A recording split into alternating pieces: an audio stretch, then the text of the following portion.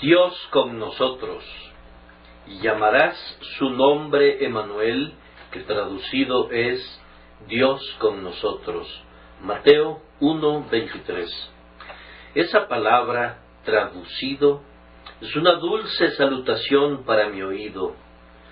¿Por qué es necesario que la palabra hebrea Emmanuel sea traducida? ¿Acaso no fue para mostrar que se refiere también a nosotros los gentiles y por tanto debe ser traducida necesariamente a uno de los idiomas principales del mundo gentil de aquel entonces, es decir, el griego? Esta palabra traducido, usada en el nacimiento de Cristo, y los 3 idiomas empleados en el título que pusieron sobre la cruz en su muerte, muestran que Él no es únicamente el Salvador de los judíos, sino que también lo es de los gentiles.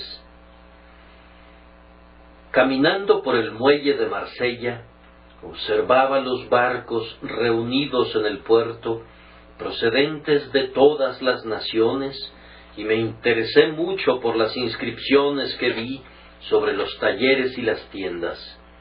Los anuncios de refrescos o de bienes en general que se podían comprar allí, no solamente estaban escritos en francés, sino también en inglés, en italiano, en alemán, en griego y a veces en ruso y en sueco.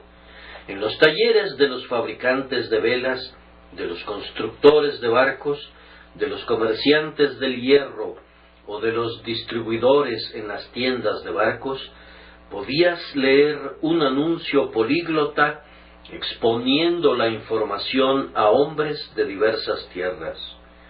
Esta era una clara indicación que personas de todas las naciones estaban invitadas a entrar y comprar. Se esperaba que viniesen y se les informaba que sus necesidades peculiares podían ser satisfechas. Traducido debe significar que diferentes naciones están involucradas.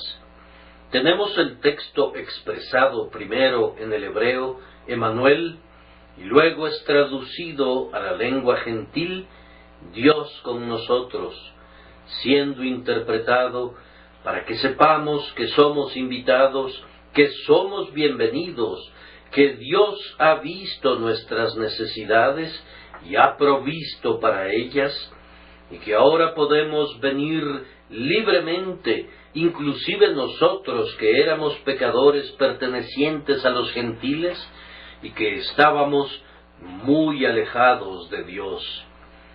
Preservemos ambas formas del nombre precioso con amor reverente y esperemos el feliz día en el que nuestros hermanos judíos unan su Emmanuel con nuestro Dios con nosotros. Nuestro texto habla de un nombre de nuestro Señor Jesús. Se dice, y llamarás su nombre Emmanuel. En estos días ponemos a los hijos nombres que no tienen un significado particular. Tal vez son los nombres del padre o de la madre o de algún pariente respetado, pero como regla general, los nombres de nuestros hijos no tienen un significado en especial. No sucedía así en los tiempos antiguos. Entonces los nombres significaban algo. Los nombres que aparecen en la Escritura, como una regla general, contienen una enseñanza, y este es el caso especial de cada nombre atribuido al Señor Jesús. En relación a Él, los nombres indican cosas, y se llamará su nombre admirable, consejero, Dios fuerte, Padre eterno, príncipe de paz, porque realmente Él es todas esas cosas. Su nombre es llamado Jesús, pero no sin un motivo. Con cualquier otro nombre, Jesús no sería tan dulce, pues ningún otro nombre podría describir adecuadamente su grandiosa obra de salvar de sus pecados a su pueblo. cuando se dice de él que es llamado esto o lo otro, significa realmente que lo es. No estoy consciente de que en ninguna otra parte del Nuevo Testamento nuestro Señor sea llamado otra vez Emmanuel. No encuentro que sus apóstoles ni ninguno de sus discípulos le llamen literalmente con ese nombre, pero descubrimos que de hecho todos ellos lo hacen, pues hablan de él como Dios fue manifestado en carne, y dicen, y aquel verbo fue hecho carne, y habitó entre nosotros, y vimos su gloria, gloria como del unigénito del Padre, lleno de gracia y de verdad. Ellos no usan esa propia palabra, pero la interpretan con frecuencia, y nos dan traducciones libres e instructivas, cuando proclaman el sentido del augusto título y nos informan de diversas maneras lo que significa que Dios esté con nosotros en la persona del Señor Jesucristo. Es un glorioso hecho de la más alta importancia que debido a que Cristo nació en el mundo, Dios está con nosotros. Pueden dividir el texto, si quieren, en dos porciones: Dios y luego Dios con nosotros. Debemos reflexionar con igual énfasis en cada palabra. No dudemos ni por un momento de la deidad de nuestro Señor Jesucristo, pues su deidad es una doctrina fundamental de la fe cristiana. Puede ser que nunca entendamos plenamente cómo Dios y el hombre se pueden unir en una persona, pues ¿quién puede encontrar a Dios mediante la investigación? Estos grandes misterios de la piedad, estas cosas que representan aún lo profundo de Dios, están más allá de nuestra medida. Nuestra pequeña barquichuela podría perderse si nos aventuráramos tan lejos en este vasto e infinito océano como para perder de vista la costa de la verdad claramente revelada. Que permanezca como asunto de fe que Jesucristo, el que yació en un pesebre en Belén y fue cargado por los brazos de una mujer, y vivió una vida de sufrimiento y murió sobre una cruz de malhechor, fue, sin embargo, Dios sobre todas las cosas, bendito por los siglos, quien sustenta todas las cosas con la palabra de su poder. Él no era un ángel. El apóstol lo ha demostrado abundantemente en el primero y segundo capítulos de la epístola a los Hebreos. No podría haber sido un ángel, pues le son dispensados honores que nunca les fueron reconocidos a los ángeles. Él no era una deidad subordinada o un ser elevado a la deidad, como lo han supuesto absurdamente algunos. Todas estas cosas son sueños y falsedades. Él fue tan ciertamente Dios como puede serlo Dios, uno con el Padre y el siempre bendito Espíritu. Si no fuera así, no solamente desaparecería la gran fortaleza de nuestra fe, sino que en lo relativo a este texto, su dulzura se evaporaría completamente. La propia esencia y gloria de la encarnación es que Él es Dios que fue cubierto con el velo de carne humana. Si hubiese sido cualquier otro ser que viniera así a nosotros en carne humana, no verían nada notable en ello, ni ciertamente nada que nos consolara. Que un ángel se convierta en un hombre no es un asunto de grandes consecuencias para mí. Que algún otro ser superior asuma la naturaleza de hombre no trae gozo a mi corazón, ni abre un pozo de consuelo para mí. Pero Dios con nosotros es un deleite exquisito. Dios con nosotros, todo lo que Dios significa, la deidad, el infinito Jehová con nosotros. Esto Esto es digno del estallido del cántico de medianoche, cuando los ángeles sorprendieron a los pastores con sus villancicos, cantando «Gloria a Dios en las alturas y en la tierra paz, buena voluntad para con los hombres». Esto fue digno del conocimiento anticipado de los videntes y de los profetas, digno de una nueva estrella en los cielos, digno del cuidado que ha manifestado la inspiración para preservar el registro.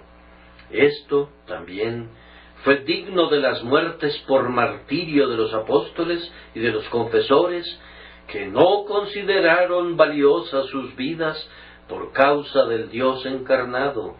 Y esto, hermanos míos, es digno el día de hoy de sus más denodados esfuerzos para difundir las buenas nuevas, digno de una vida santa para demostrar su poder consolador. Aquí tenemos la primera verdad de nuestra santa fe. Indiscutiblemente, grande es el misterio de la piedad.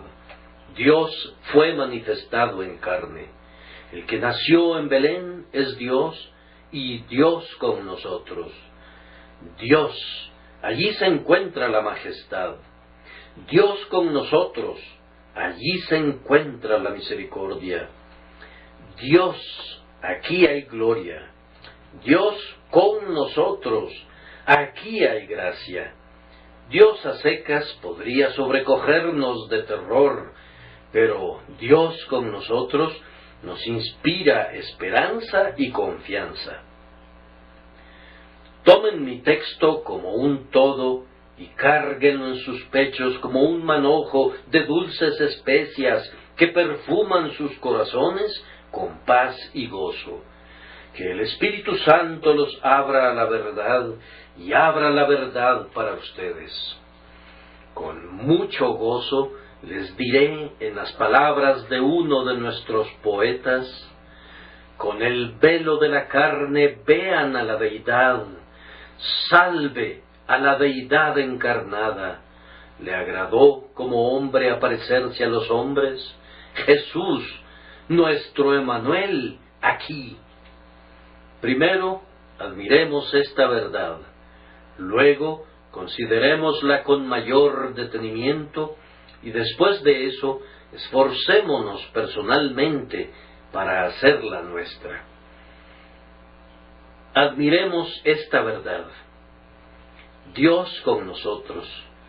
Quedémonos a una distancia reverente de ella, como Moisés se quedó retirado cuando vio a Dios en la zarza y se quitó el calzado de sus pies, sintiendo que el lugar que pisaba tierra santa era. Este es un hecho maravilloso. Dios el infinito una vez moró en el frágil cuerpo de un niño y acampó en la forma sufriente de un hombre humilde. Dios estaba en Cristo, se despojó a sí mismo, tomando forma de siervo, hecho semejante a los hombres.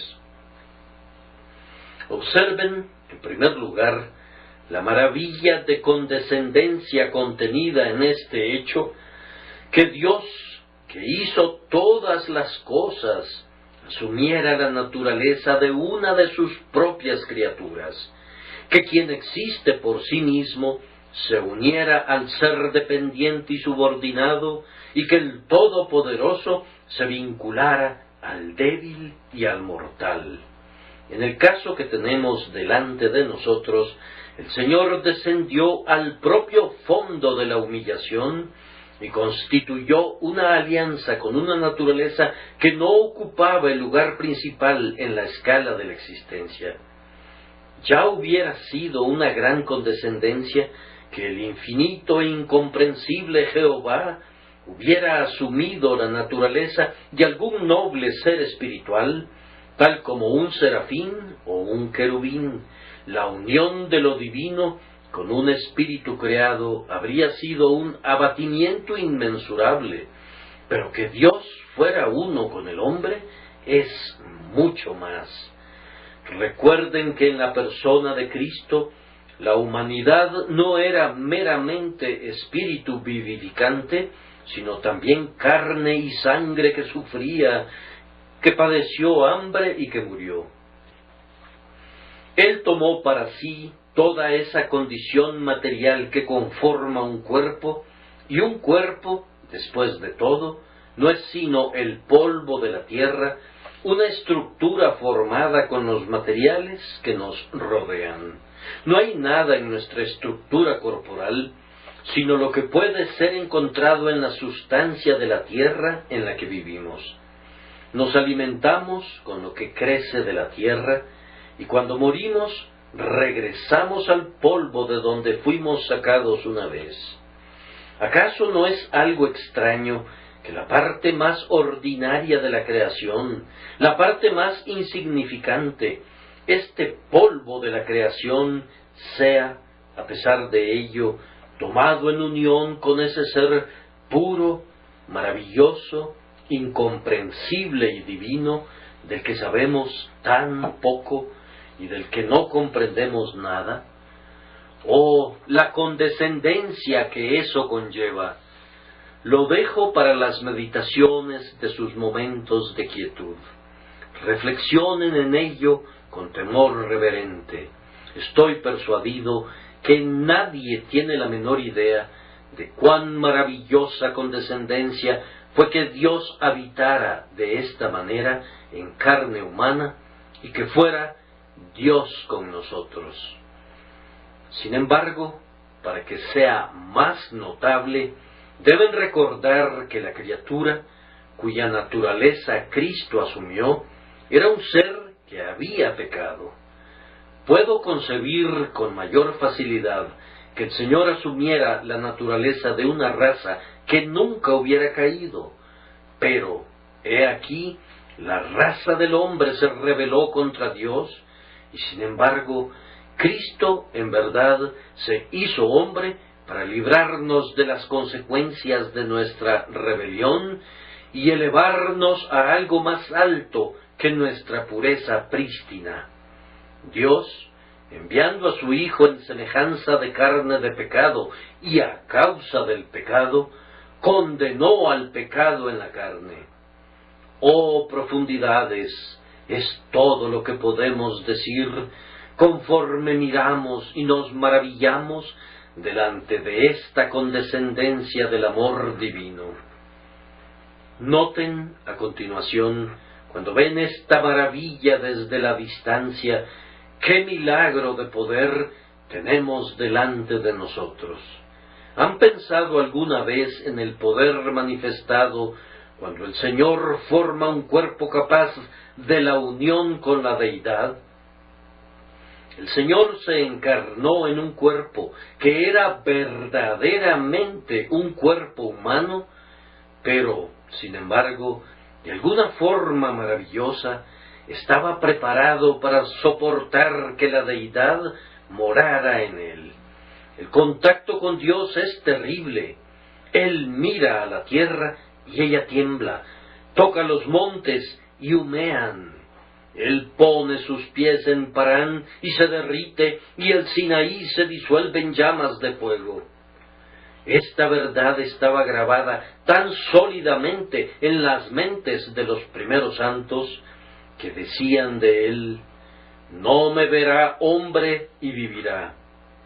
Y sin embargo, aquí había una humanidad que no solamente vio la faz de Dios, sino que fue habitada por la Deidad.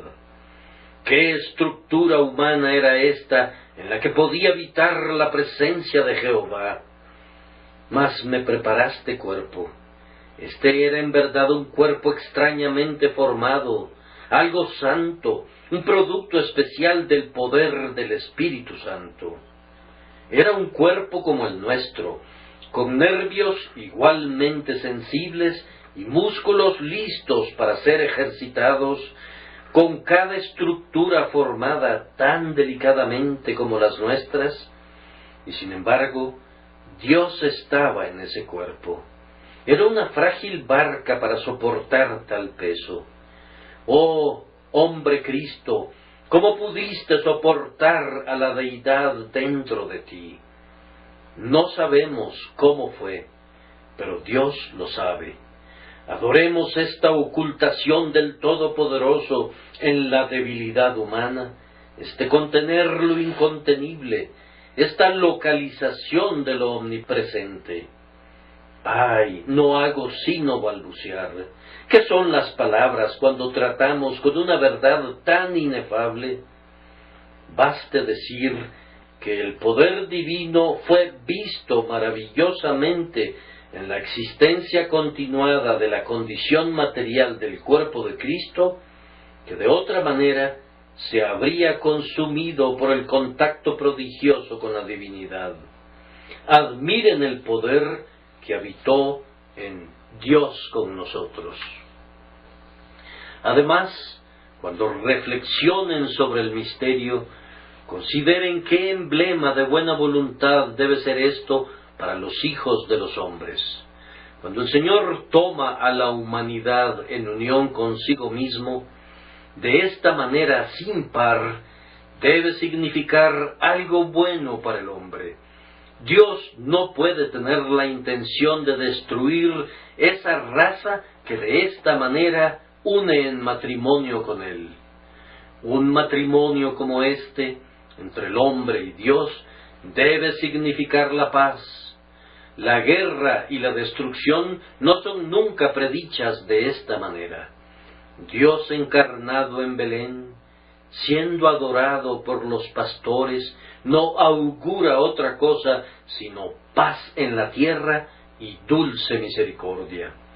Oh, ustedes que son pecadores, que tiemblan al pensar en la ira divina, ustedes pueden levantar sus cabezas con jubilosa esperanza de misericordia y favor, pues Dios está lleno de gracia y misericordia hacia esa raza que distingue de tal manera por encima de todas las demás, tomándola en unión con Él. Tengan ánimo, oh hombres nacidos de mujer, y esperen bendiciones inenarrables, porque un niño nos es nacido, hijo nos es dado. Cuando contemplan los ríos, a menudo pueden identificar de dónde proceden y la tierra sobre la cual han corrido por su color. Los ríos que fluyen desde los glaciares que se deshielan son reconocidos de inmediato. Hay un texto relativo al río celestial que entenderán si lo contemplan bajo esta luz. Después me mostró un río limpio de agua de vida, resplandeciente como cristal, que salía del trono de Dios y del Cordero. Allí donde el trono es ocupado por la deidad y el mediador designado, el Dios encarnado, el Cordero que una vez sangró, el río debe ser puro como el cristal, y un río no de lava hirviente de ira devoradora, sino un río del agua de vida. Miren a Dios con nosotros y verán que las consecuencias de la encarnación deben ser agradables, provechosas, salvadoras y ennoblecedoras para los hijos de los hombres. Les ruego que mantengan su mirada de admiración y contemplen a Dios con nosotros una vez más como una garantía de nuestra liberación. Somos una raza caída, estamos hundidos en el cieno, estamos vendidos bajo el pecado, en servidumbre y esclavitud bajo Satanás. Pero si Dios viene a nuestra raza y desposa su naturaleza, entonces debemos ser levantados de nuestra caída. No puede ser posible que las puertas del infierno encierren a quienes tienen a Dios con ellos. Esclavos bajo el pecado y siervos de la ley, oigan la trompeta del jubileo, pues uno ha venido entre ustedes, nacido de mujer y nacido bajo la ley, que es asimismo Dios poderoso, dado como garantía para liberarlos. Él es un Salvador grandioso, capaz de salvar, pues es todopoderoso, y dado en garantía para hacerlo, pues se ha enlistado y se ha puesto la armadura para la batalla. El campeón de su pueblo es uno que no fracasará ni se desalentará hasta que la batalla esté completamente terminada y sea obtenida la victoria. Jesús, que desciende del cielo, es la garantía que llevará a su pueblo al cielo, y su adopción de nuestra naturaleza es el sello de que seremos elevados a su trono. Si hubiera sido un ángel el que hubiese intervenido, podríamos tener algunos temores. Si hubiera sido un simple hombre, podríamos ir más allá del miedo y quedar sumidos en la desesperación. Pero si es Dios con nosotros, y Dios en verdad ha tomado a la condición humana para unirla a Él mismo, entonces toquemos las campanas de la gloria y alegrémonos. Vendrán días más brillantes y felices. Debe haber salvación para el hombre y gloria para Dios. Calentémonos bajo los rayos del sol de justicia que ha salido ahora para nosotros, una luz que alumbre a los gentiles y que sea la gloria de su pueblo Israel. De esta manera hemos admirado a distancia. Y ahora, en segundo lugar, acerquémonos y consideremos el tema con más detalle. ¿Qué es esto? ¿Qué significa esto, Dios con nosotros? No pretendo esta mañana poder exponer todo el significado de este breve texto, Dios con nosotros, pues me parece ciertamente que contiene la historia completa de la redención. Sugiere que el hombre está sin Dios y que Dios se ha apartado del hombre por culpa del pecado. Parece que me habla de la vida espiritual del hombre cuando Cristo viene a él y se forma en él la esperanza de gloria. Dios tiene comunión con el hombre y el hombre vuelve a Dios y recibe otra vez la imagen divina como al principio. Sí, el cielo mismo es Dios con nosotros. Este texto podría servir para 100 sermones diferentes. Sí, uno podría continuar ponderando sus múltiples significados eternamente. En este momento solo puedo darles simples sugerencias de líneas de pensamiento que pueden seguir ustedes como gusten, con la ayuda del Espíritu Santo. Esta gloriosa palabra Emmanuel significa, primero, que Dios en Cristo está con nosotros en una asociación muy cercana. La partícula griega utilizada aquí es muy vigorosa y expresa la forma más fuerte de con. No es simplemente en compañía de nosotros, como lo expresaría otra palabra griega, sino con, juntamente con y compartiendo con. Esta preposición es un remache ajustado, un vínculo firme que implica, si no es que declara, una comunión íntima. Dios está íntimamente y peculiarmente con nosotros. Ahora piensen por un momento y verán que Dios, por medio de un hecho real, se ha acercado a nosotros en una íntima asociación. Debe haberlo hecho, pues ha asumido nuestra naturaleza, literalmente nuestra naturaleza, carne, sangre, huesos, todo lo que constituye un cuerpo, mente, corazón, alma, memoria, imaginación, juicio, todo lo que hace racional a un hombre. Cristo Jesús fue el hombre de los hombres, el segundo Adán, el hombre representativo modelo. No piensen que Él es un hombre deificado, como tampoco deben considerarlo un Dios humanizado o un semidios. No confundan las naturalezas ni dividan a la persona. Él es una sola persona y sin embargo es hombre verdadero como también es Dios verdadero. Entonces, piensen en esta verdad y digan, el que está sentado en el trono es como yo, con la excepción del pecado. No, esto es demasiado para decirlo, no voy a hablar de ello. Es un tema que me doblega y temo articular expresiones temerarias. Examinen la verdad desde muchas perspectivas y comprueben que es más dulce que la miel y que el panal. Oh gozo, habita en nuestra carne sobre un trono de luz, uno nacido de una madre humana que brilla en perfecta deidad. Estando con nosotros en nuestra naturaleza, Dios estuvo con nosotros en toda la peregrinación de nuestra vida.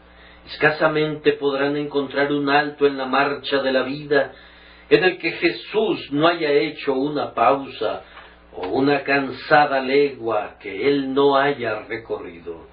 Desde la puerta de entrada hasta la puerta que cierra el sendero de la vida, las huellas de Jesús pueden distinguirse. ¿Estuviste en la cuna? Él estuvo allí. ¿Fuiste un hijo bajo autoridad de los padres? Cristo fue también un niño en la casa de Nazaret. ¿Has entrado a la batalla de la vida? Tu Dios y Señor hizo lo mismo, y aunque no alcanzó la vejez, a través del trabajo pesado e incesante y del sufrimiento, mostraba el semblante estropeado que acompaña a la vejez cansada. ¿Estás solo? También lo estuvo él, en el desierto y en la ladera del monte y en la tenebrosidad del huerto. ¿Te mezclas en círculos públicos? Él también laboró en medio de las densas turbas. ¿Dónde podrías encontrarte? ¿En la cima del monte o en el valle? ¿En tierra o en el mar? ¿A la luz del día o en la oscuridad? ¿Dónde, pregunto, puedes estar sin descubrir que Jesús ha estado allí antes que tú? Lo que el mundo ha dicho de su gran poeta, podemos decirlo con mayor verdad de nuestro Redentor. Un hombre tan múltiple parecía ser, no uno, sino el epítome de toda la humanidad. Él era un hombre armonioso, y sin embargo, todas las vidas santas parecen estar condensadas en la suya. Dos creyentes pueden ser muy disímiles entre sí, y sin embargo, ambos descubrirán que la vida de Cristo contiene puntos de similitud con sus propias vidas. Uno podrá ser rico y el otro pobre, uno activamente laborioso y el otro sufre pacientemente, y sin embargo, cada uno, al estudiar la historia del Salvador, será capaz de decir, su camino era muy parecido al mío. En todos los puntos él fue hecho semejante a sus hermanos. Cuán encantador es el hecho de que nuestro Señor es Dios con nosotros, no aquí o allá y de vez en cuando, sino eternamente. Esto se destaca de manera especial y dulce cuando es Dios con nosotros en nuestras aflicciones. No hay dolor que rasgue el corazón, y me atrevería a agregar que ninguno que afecte el cuerpo, en los que Jesús no haya estado con nosotros en todo ello. ¿Sientes las aflicciones de la pobreza? Él no tuvo dónde recostar la cabeza. ¿Estás abrumado por las aflicciones de luto? Jesús lloró junto a la tumba de Lázaro. ¿Has sido calumniado por causa de la justicia y la calumnia ha vejado tu espíritu? Él dijo, el escarnio ha quebrantado mi corazón. ¿Has sido traicionado?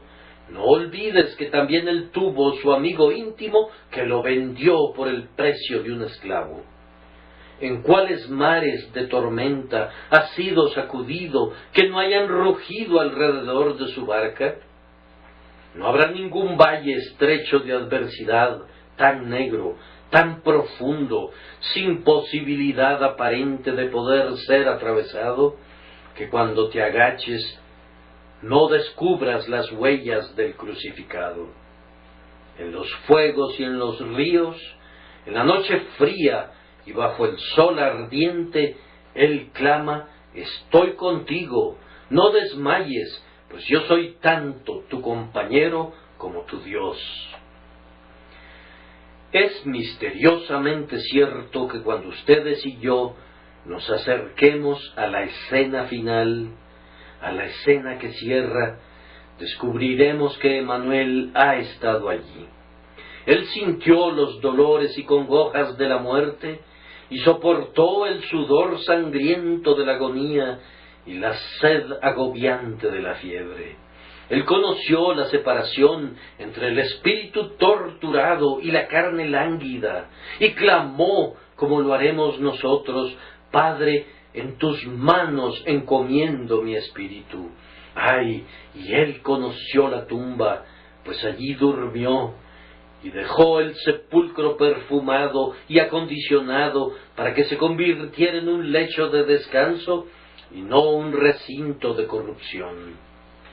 Esa nueva tumba en el huerto lo hace Dios con nosotros hasta que la resurrección nos llame para que nos levantemos de nuestras camas de barro, para encontrarlo Dios con nosotros en novedad de vida. Seremos levantados en su semejanza, y lo primero que verán nuestros ojos será al Dios encarnado. Yo sé que mi Redentor vive, y al fin se levantará sobre el polvo, y después de deshecha esta mi piel, en mi carne he de ver a Dios. Dios con nosotros. Yo en mi carne le veré como el hombre, el Dios. Y así, para toda la eternidad, Él mantendrá la más íntima asociación con nosotros. Mientras las edades se sucedan, Él será Dios con nosotros. ¿No ha dicho Él: porque yo vivo, vosotros también viviréis? Tanto su vida humana como su vida divina permanecerán para siempre, y lo mismo durará nuestra vida. Él habitará entre nosotros y nos conducirá a fuentes vivas de aguas, y así estaremos para siempre con el Señor. Ahora, hermanos míos, si ustedes repasan estos pensamientos, encontrarán buena provisión de alimento, de hecho, un festín bajo ese único encabezado. Dios en Cristo es con nosotros en la asociación más cercana posible. Pero, en segundo lugar, Dios en Cristo es con nosotros en la reconciliación más plena. Esto, por supuesto, es verdad si lo anterior es verdad.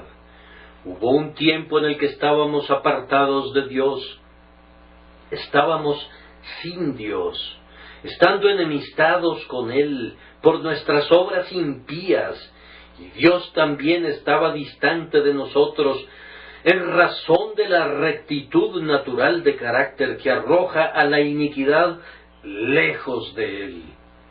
Él tiene los ojos más puros, que no pueden contemplar la iniquidad, ni el mal puede morar con Él.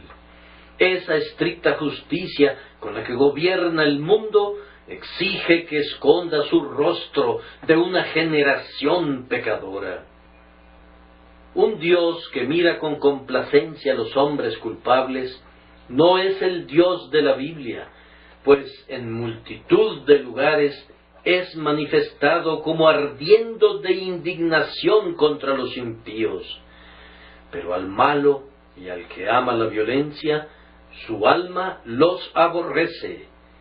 Pero ahora el pecado que nos separaba de Dios ha sido quitado por el bendito sacrificio de Cristo sobre el madero, y la justicia, cuya ausencia creó un golfo entre el hombre injusto y el justo Dios, esa justicia, digo, ha sido encontrada, pues Jesús ha traído justicia eterna. Así que ahora, en Jesús, Dios es con nosotros, reconciliado con nosotros, y el pecado que motivó su ira ha sido quitado para siempre de su pueblo. Hay algunos que objetan este punto de vista del caso, y yo, al menos, no cederé ni una iota frente a sus objeciones. No me sorprende que se opongan a ciertos enunciados necios que a mí tampoco me gustan más que a ellos. Pero, sin embargo, si ellos se oponen a que la expiación recompense a la justicia injuriada, sus objeciones no tendrán fuerza para mí. Es muy cierto que Dios es siempre amor, pero su severa justicia no se opone a ello. Es también muy cierto que para su pueblo Él siempre fue, en el sentido más elevado, amor, y la expiación es el resultado y no la causa del amor divino. Sin embargo, visto todavía en su carácter rector, como un juez y legislador, Dios está airado contra el impío todos los días, y sin el sacrificio reconciliador de Cristo, su propio pueblo era por naturaleza hijos de ira, lo mismo que los demás. Hay ira en el corazón de Dios como juez justo contra quienes han quebrantado su santa ley, y la reconciliación tiene una relación sobre la posición del juez de toda la tierra, así como sobre el hombre. Yo por lo menos no cesaré de decir: cantaré a ti, oh Jehová, pues aunque te enojaste contra mí, tu indignación se apartó y me has consolado. Dios puede ahora estar con el hombre y abrazar a los pecadores como sus hijos, como no lo podría haber hecho con justicia si Jesús no hubiera muerto. En este sentido, y únicamente en este sentido, el Dr. Watts escribió ciertamente algunos de sus himnos que han sido condenados con fiereza. Me atrevo a citar 2 versos y recomendarlos porque expresan una gran verdad si el Señor es visto como un juez y es representado como la conciencia del hombre que ha despertado correctamente le percibe. Nuestro poeta dice acerca del trono de Dios: una vez fue el asiento de la ira terrible y arrojaba llamas devoradoras. Nuestro Dios apareció, fuego consumidor, y venganza era su nombre. Ricas fueron las gotas de la sangre de Jesús, que calmaron su faz airada, que rociaban al trono ardiente y convirtieron la ira en gracia.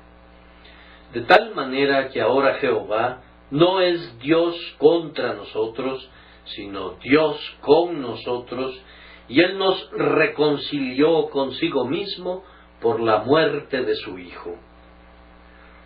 Un tercer significado del texto Dios con nosotros es este: Dios en Cristo es con nosotros en bendita comunicación. Es decir, ahora Él se ha acercado tanto a nosotros como para entrar en intercambio con nosotros, y esto lo lleva a cabo en parte por medio de una conversación sagrada. Ahora Él nos habla y habla en nosotros. Él nos ha hablado en estos últimos días por su Hijo y por el Espíritu Divino con el silbo apacible y delicado de la advertencia, de la consolación, de la instrucción y de la dirección. ¿Acaso no están conscientes de esto? Desde que sus almas conocieron a Cristo, ¿acaso no han gozado también de una relación con el Altísimo? Ahora, como Enoc, ustedes caminan con Dios y como Abraham hablan con Él como un hombre habla con su amigo. ¿Qué son sus oraciones y alabanzas sino la forma de comunicación que se les permite tener con el Altísimo? Y Él les responde cuando su espíritu sella la promesa o aplica el precepto, cuando con luz fresca les instruye en la doctrina o les concede una confianza mayor en cuanto a buenas cosas venideras. Oh sí, Dios está con nosotros ahora, de tal forma que cuando Él clama, buscad mi rostro, nuestro corazón le responde, tu rostro buscaré, oh Jehová. Estas reuniones de los días domingo, ¿qué significado tienen para muchos de nosotros, sino que Dios es con nosotros? Esa mesa de la comunión, ¿qué otro significado tiene, sino Dios con nosotros?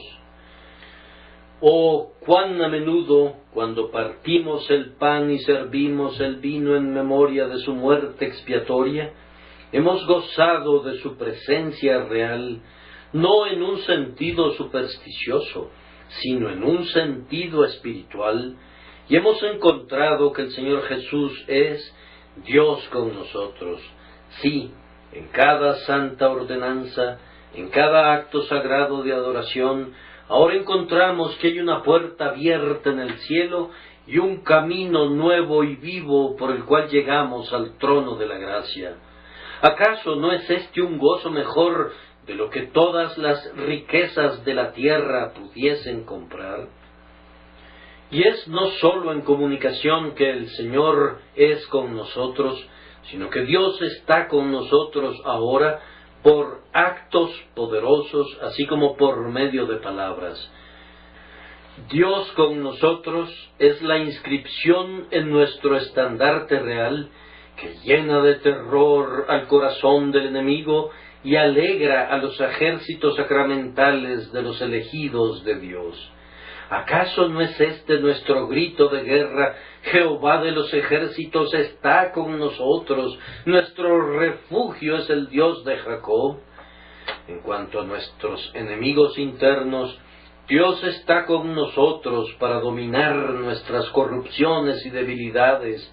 Y en cuanto a los adversarios externos de la verdad, Dios está con su iglesia y Cristo ha prometido que estará siempre con ella hasta el fin del mundo. No solamente contamos con la palabra y las promesas de Dios, sino que hemos visto sus actos de gracia a favor nuestro, tanto en su providencia como en la obra de su bendito Espíritu. Jehová desnudó su santo brazo ante los ojos de todas las naciones. Dios es conocido en Judá, en Israel es grande su nombre, en Salem está su tabernáculo y su habitación en Sión. Allí quebró las saetas del arco, el escudo, la espada y las armas de guerra. Dios con nosotros, oh hermanos míos, hace que nuestro corazón dé saltos de gozo, nos llena de valor indomable. ¿Cómo podemos estar intimidados cuando el Señor de los ejércitos está de nuestro lado?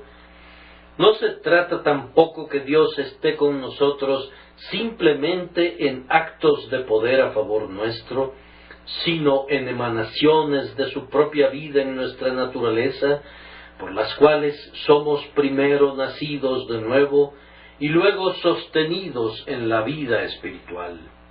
Esto es todavía más maravilloso. Por el Espíritu Santo, la divina simiente que vive y permanece para siempre es sembrada en nuestras almas y día a día somos fortalecidos con poder por su Espíritu en el hombre interior. Y esto no es todo, pues como obra maestra de la gracia, el Señor, por su Espíritu, mora en su pueblo. Dios no encarna en nosotros como lo hizo en Jesucristo, pero después de la encarnación sigue en importancia la habitación del Espíritu Santo en los creyentes.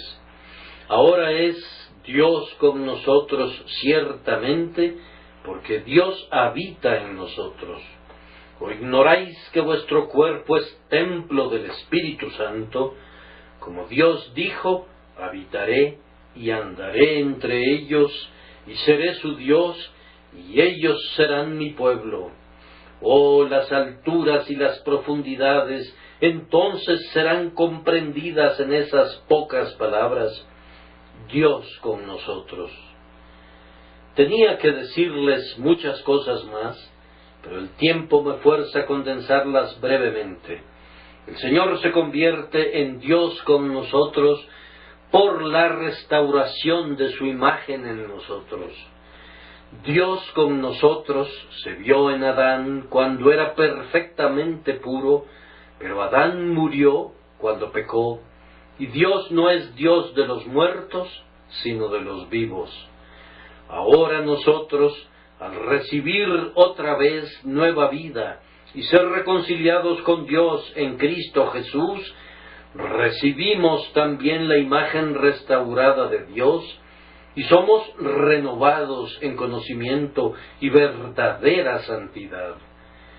Dios con nosotros significa santificación, la imagen de Jesucristo impresa en todos sus hermanos.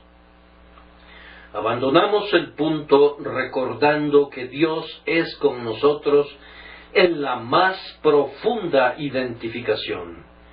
Hermanos, ¿se encuentran en aflicción?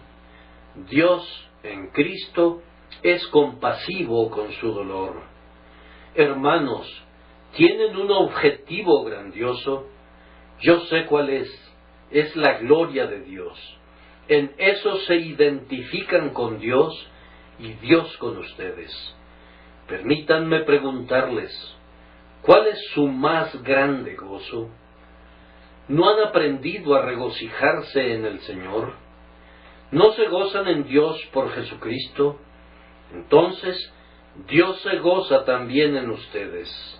Él descansa en su amor y se regocija en ustedes con cánticos, de tal manera que Dios es con nosotros en un sentido muy maravilloso, en tanto que por medio de Jesucristo nuestras metas y deseos son semejantes a los de Dios.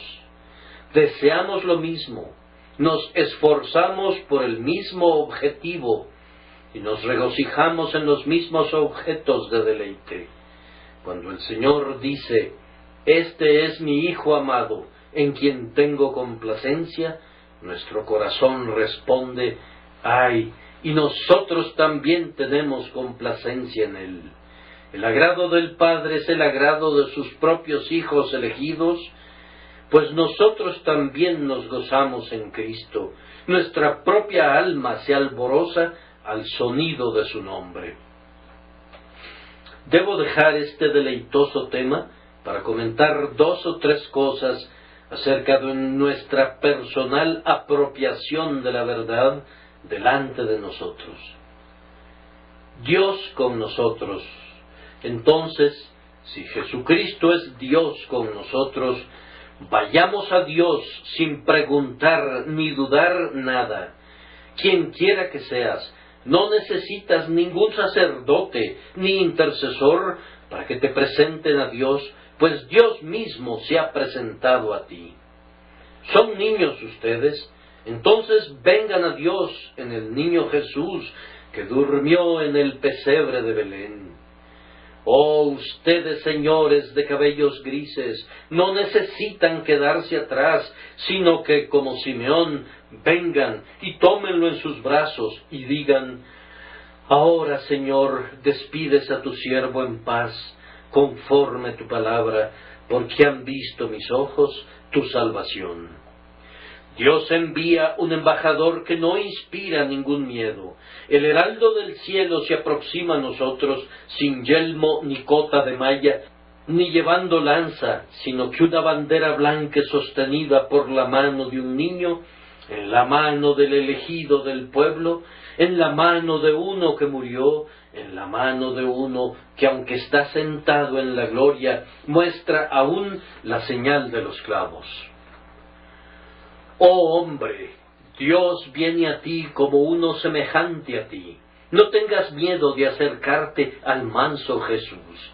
No te imagines que necesitas estar preparado para una audiencia con Él, o que necesitas la intercesión de un santo, o la intervención de un sacerdote o de un ministro. Cualquiera pudo haberse acercado al bebé en Belén. El buey de cuernos largos creo que comió del heno sobre el que dormía él, y no temió. Jesús es el amigo de cada uno de nosotros, independientemente de cuán pecadores e indignos seamos. Ustedes, los pobres, no deben temer venir, pues vean, Él ha nacido en un establo y tiene por cuna un pesebre. No pueden encontrar peor habitación que esa, y ustedes no son más pobres que Él.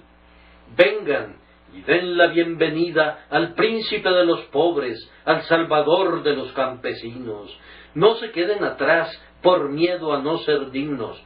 Los pastores vinieron a él con todo y su desaliño. No leo que se hayan demorado para vestirse sus mejores galas, sino que con las ropas que se cubrían esa fría noche, se apresuraron tal como estaban para ir a la presencia del bebé. Dios no mira los vestidos, sino los corazones, y acepta a los hombres cuando vienen a Él con espíritus dispuestos, independientemente de que sean ricos o pobres. Vengan, entonces, vengan y sean bienvenidos, pues Dios ciertamente es Dios con nosotros. Oh, pero que no haya demoras al respecto. Cuando meditaba en esto ayer, en verdad me pareció que cualquiera que dijera, no vendré a Dios, después de que Dios ha venido al hombre en una forma así, sería un acto imperdonable de traición. Tal vez no conocías el amor de Dios cuando pecabas como lo hacías. Tal vez, aunque perseguías a sus santos, lo hacías ignorantemente en la incredulidad. Pero he aquí que Dios te extiende la rama de olivo de la paz, la extiende en una forma maravillosa, pues Él mismo viene aquí para nacer de una mujer, para poder reunirse contigo que naciste de una mujer también, y salvarte de tu pecado. ¿Acaso no prestarás atención ahora que habla por medio de su Hijo?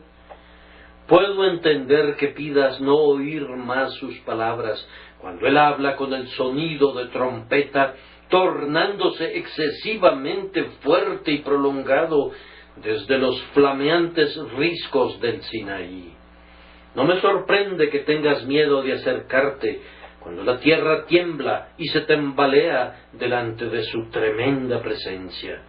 Pero ahora Él se restringe a sí mismo y pone un velo al esplendor de su rostro, y viene a ti como un niño de humilde facha, como el hijo de un carpintero.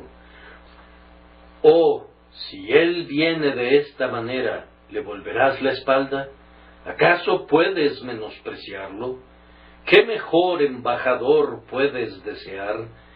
Esta embajada de paz es enviada de manera tan tierna, tan bondadosa, tan amable, tan conmovedora, que seguramente no podrás tener el corazón de resistirla.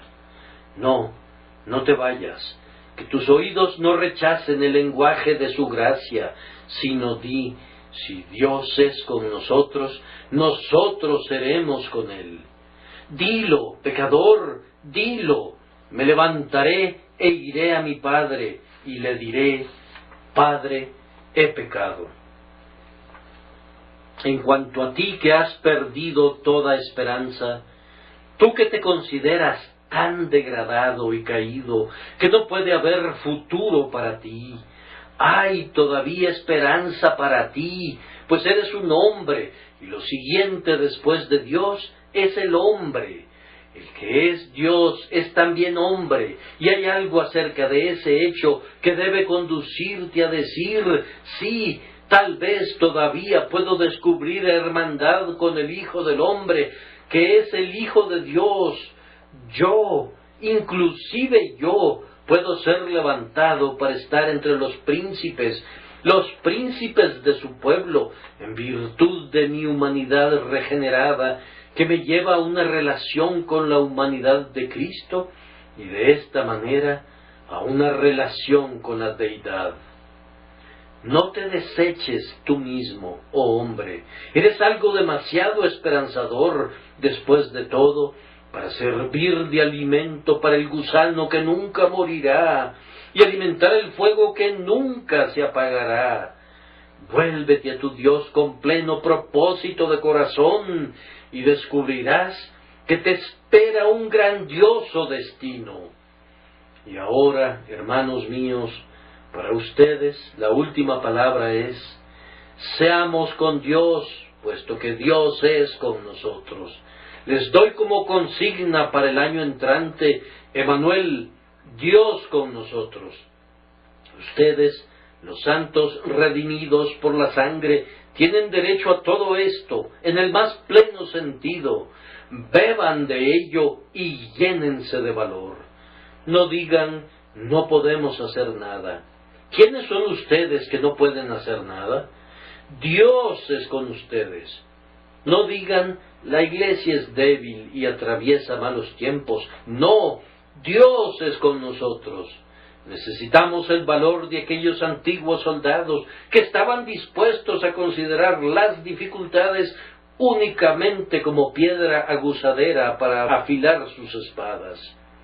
Me gusta el comentario de Alejandro Magno cuando le dijeron que habían muchos miles, tal vez muchos millones de persas.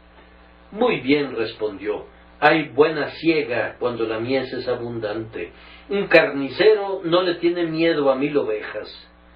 También me gusta el comentario del viejo Gascón, que respondió cuando le preguntaron, ¿pueden tú y tus tropas entrar en esa fortaleza? Es inexpugnable. ¿Puede entrar el sol en ella?, preguntó. Sí. Bien, nosotros podemos entrar donde el sol pueda ir. Ante el mandamiento de Dios, el cristiano puede hacer lo posible y lo imposible, pues Dios es con nosotros. ¿Acaso no creen que las palabras Dios con nosotros eliminan de la existencia la imposibilidad? Los corazones que de ninguna otra manera pudiesen ser quebrantados, serán quebrantados si Dios es con nosotros. Errores que no podrían ser refutados de ninguna otra manera, pueden ser eliminados por Dios con nosotros. Las cosas que son imposibles para los hombres, son posibles para Dios.